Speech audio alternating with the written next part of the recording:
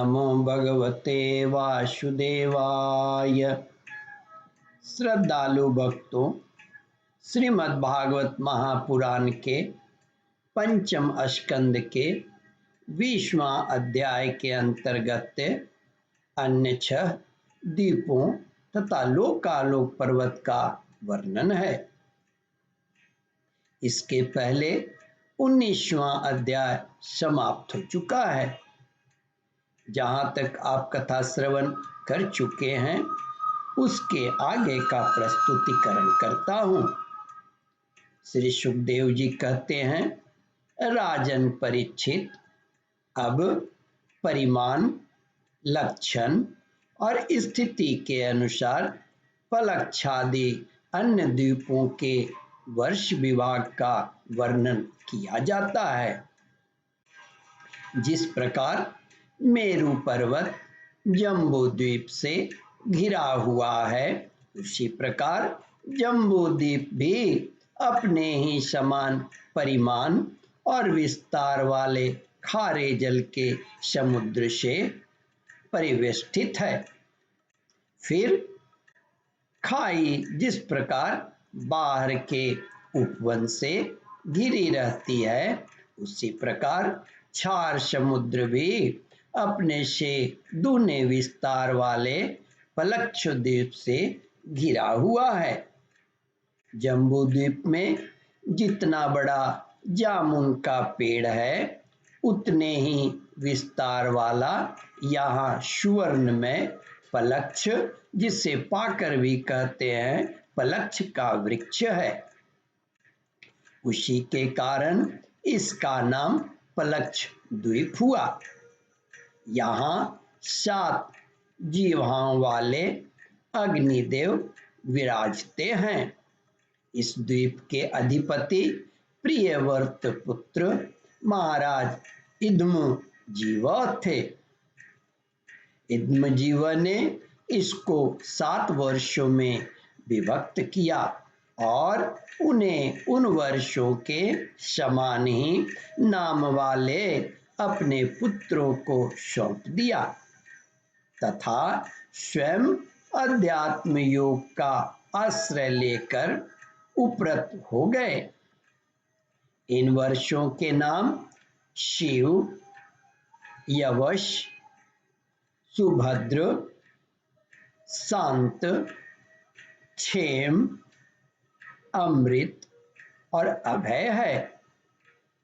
इनमें भी 7 पर्वत और 7 नदियां ही प्रसिद्ध हैं। वह मणिकूट, वज्रकूट, इंद्रसेन, ज्योतिष्मान, सुपर्ण,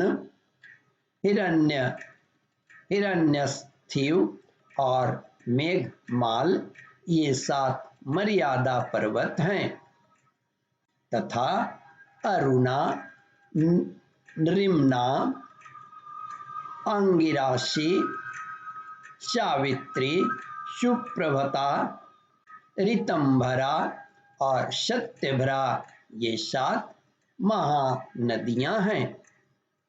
यहाँ हंस, पतंग, उर्ध्वयन और सतयांग नाम के 4 वर्ण हैं।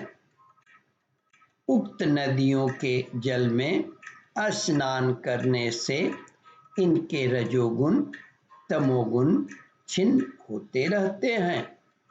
इनकी आयु 1000 वर्ष की होती है।